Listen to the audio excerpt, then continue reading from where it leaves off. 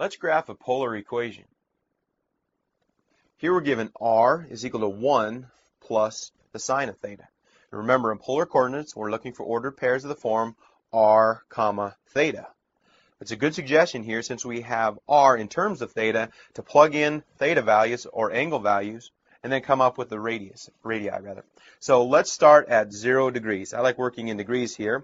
When we plug in 0 degrees into the sine, we get a radius of 1. 1 plus the sine of 0 is simply 1. So we have the point here of 1 comma 0 degrees. In a similar fashion, let's plug in 30 degrees. We have r is equal to 1 plus the sine of 30 degrees. We know to be 1/2, so 1 plus 1/2 is 1 1/2. And I'm going to write that as a decimal here, 1.5. So at 30 degrees, here's 1. This would be our point, 1 1/2. 45 in a similar nature, plugging that angle in, we get 1 plus the sine of 45. This is approximately 1.71. So at 45 degrees, here's 1 1/2, 1.7, right in this general area. Go with 60 degrees now. We're going to have 1 plus the sine of 60. This is going to be approximately 1.87. So at 60 degrees, we're going to go out here 1.87, getting pretty close to 2 out here. And we can plot a big point. You'll make sure and hit it. Now plug in 90. If we take 1 plus the sine of 90, we know that the sine of 90 is 1, so 1 plus 1 will give us 2, and we can plug in our 2. So that's technically the ordered pair 2 comma 90 degrees, even though it seems as we're working in reverse here.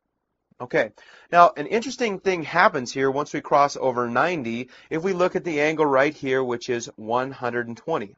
Remember that the sine value of 60 degrees and 120 are the same. Remembering that the sine is positive in both quadrants 1 and 2. So what we can do here is cheat a little bit, knowing that we'll have a similar ordered pair for 120 degrees. So it would technically be approximately 1.87 comma 120. But we can see that this graph mirrors itself in certain respects due to the nature of the sine. In a similar fashion, 45 degrees is related to 135 degrees. And so in addition, we're going to have the ordered pair approximately 1.75 and 135 degrees. So it's about just under halfway between those two circles.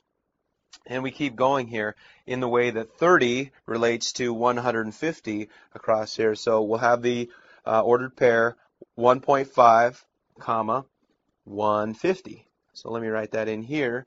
And so that will give us the point here out at 150. We're out here at 1 1/2. So it's a good little trick working our way around here. Okay, so we've worked so far to here. Now let's look at 180 degrees. When we're at 180 degrees, we know we have a value of 1. So that's another point that mirrors across. And you can tie that in here with 0 degrees and our 180. So two sets of ordered pairs, 1 comma 0, so on and so forth. And then if you cover up this column, 180, 1.5, 150, so on and so forth, gives us this nice shape of our graph.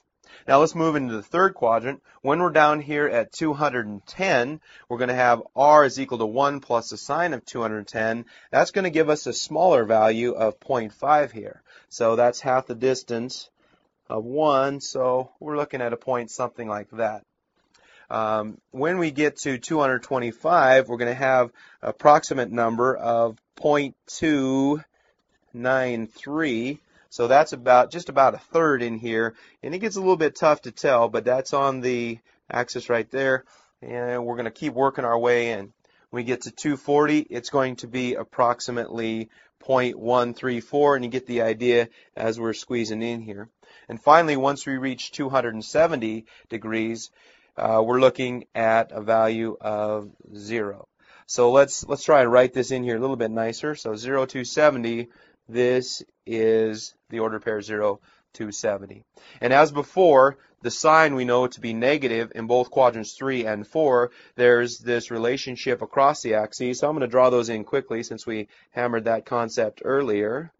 And then try and draw our nice graph here. We started at 1 comma 0, drawing what's known as a cardioid all the way around. Keep going here.